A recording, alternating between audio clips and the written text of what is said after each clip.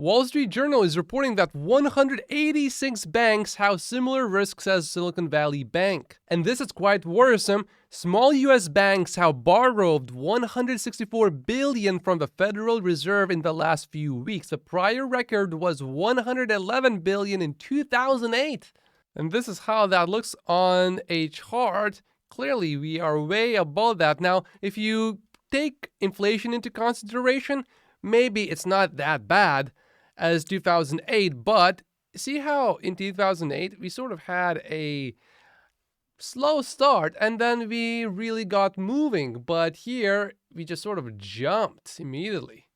Bill Ackman, the billionaire, who has been quite vocal recently about all of these issues in the banking sector, who declared that he has no long or short interest specifically in banks, retweeted this tweet. According to that new study, if half of these uninsured depositors were to withdraw funds rapidly from any of these 186 US banks, even insured depositors might face impairments. That is not looking good. This is due to insufficient assets available for all depositors. In such cases, intervention from the FDIC could become necessary. Our calculations suggest these banks are certainly at a potential risk of a run absent other government intervention or recapitalization. Yeah, this study featured on Wall Street Journal is going to scare some people. And while things could still get bad, I think the worst is probably behind us, at least in terms of the worst banks out there. I mean, look at this. This is Silicon Valley Bank, and this is a Signature Bank. And as you can see, these are the only two banks that are that high up and that far to the right in this case. And yeah, certainly no other bank is higher than the Signature Bank. You have unrealized losses here. So the further on this side you are, really the worse the situation is. And Silicon Valley Bank, ooh, it was all the way really far to the right side here. And then deposits over 250,000. That's the percentage of these on this side here. So yeah, other ones seem to be quite a bit better. Of course, we got the First Republic Bank. That's in deep trouble. But it's not like every single bank is as far up and to the right as Silicon Valley Bank. This is probably the best way to describe the current situation in our banking system. And at first, it looks really ridiculous, but when you really think about it, if these guys really know what they are doing, and they probably have done it a lot of times, I mean, look how calm these guys are. It's business as normal. I mean, this is how banks work. You have to take risks. And if things don't work out, well, I mean, you sort of live on the edge with not really having anyone's money. If people just rush and they want to take out their money, you don't have it because you lent it. You always live on the edge. As long as you have people that are not rushing to your side to withdraw the money, you're not going to fall off the cliff. As long as they stay on this side. We just need to stay on this side. On Thursday, a group of banks agreed to deposit $30 billion into accounts at First Republic, which is having some difficulties. These are the amounts. And most importantly, this is the reaction from investors. The bank is down 33% almost after these deposits were made. So yeah, I think someone should explain to these bank investors that this bank is going to be fine. Right? I mean, after all, the government officially is saying that our banking system is resilient. And we certainly don't need to worry about this $150 billion borrowed from Fed's discount window this week, because probably they can keep that money for like a long time, right? Yeah, when do they have to pay these loans back? What is the discount window and how does it work? It's the main direct lending facility provided by the Fed to support stability and provide liquidity to the US banking system. It enables the central bank to lend banks money for up to 90 days. We're gonna be fine after 90 days, right? We're gonna find out. I'm gonna keep my Tesla stock in the meantime. For the new subscribers watching this, I'm joking that we can trust these government officials. When a government official is telling me that things are going to be fine, first of all, I ask myself, what things? Because you're only telling me these things are going to be fine if probably there are good reasons to worry about these things. And the government official is saying that the banking system is resilient, which makes me think of probably it is not that resilient. Now, jokes aside, I think we are probably going to be fine, but right now, everything is sort of on the verge of collapse. If the government does something wrong and if they don't step in at the right time and if they mismanage the situation, this could go bad very fast. I think most likely we will be fine, but I would want to keep an eye on what is going on here. So I'm on guard. I think we will be fine, but I'm watching everything. Treasury Secretary Janet Yellen was just questioned what is going on and won't all of the people just go from small banks to the big banks? How are you preventing this from happening? Let's see what she said. Will the deposits in every community bank in Oklahoma, regardless of their size, be fully insured now? Will they get the same treatment that SVB just got or Signature Bank just got? A bank only gets that treatment if a majority of the FDIC board, a supermajority of the Fed board, and I, in consultation with the president, determine that the failure to protect uninsured depositors would create systemic risk and significant economic and financial consequences. So what is and your we plan? made that determination. Right. So what is your banks. plan to keep large depositors from moving their funds out of community banks into the big banks? We have seen the mergers of banks over the past decade.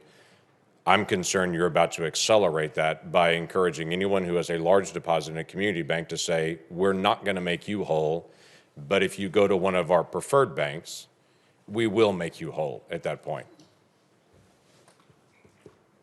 Look, I mean, For someone who went to Yale, that sure is a lot of,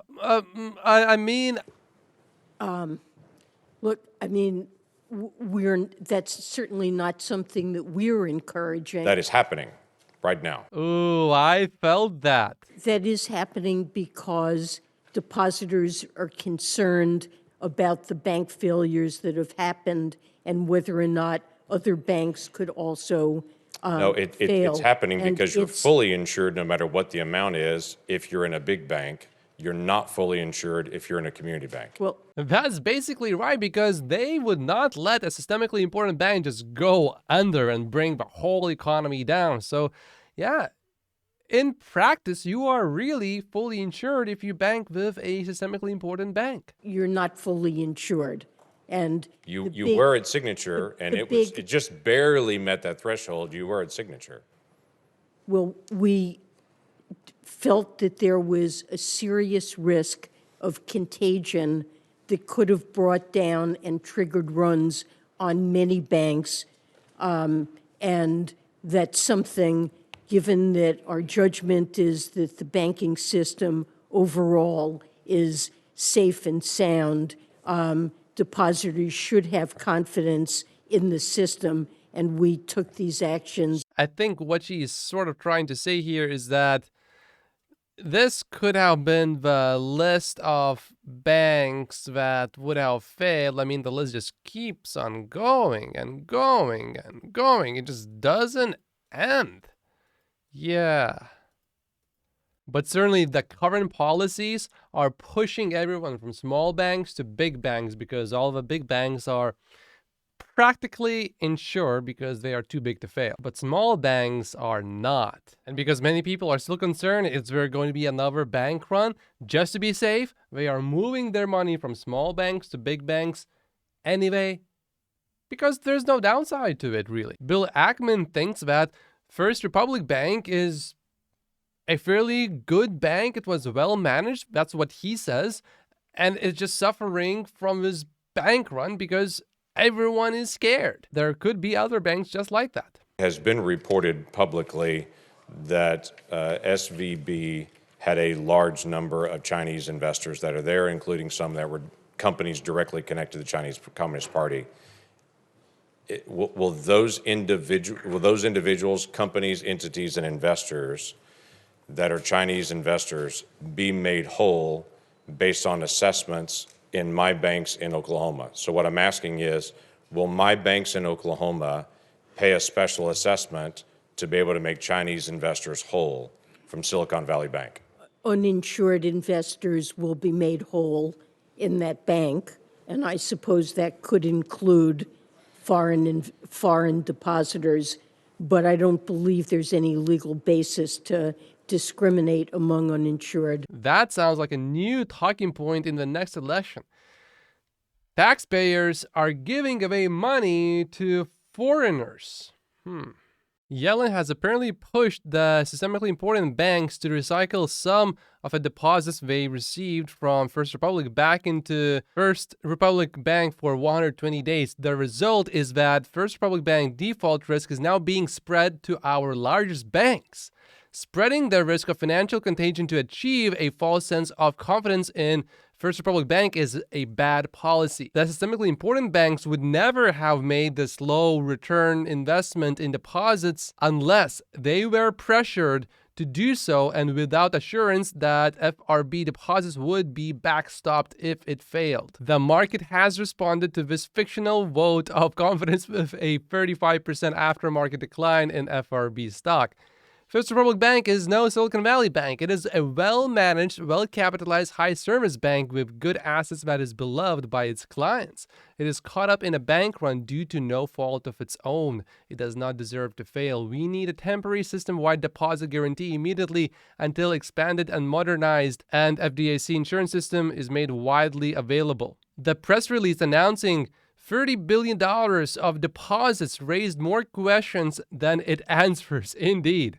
Lack of transparency causes market participants to assume the worst. I have said before that hours matter. We have allowed days to go by. Half measures don't work when there is a crisis of confidence.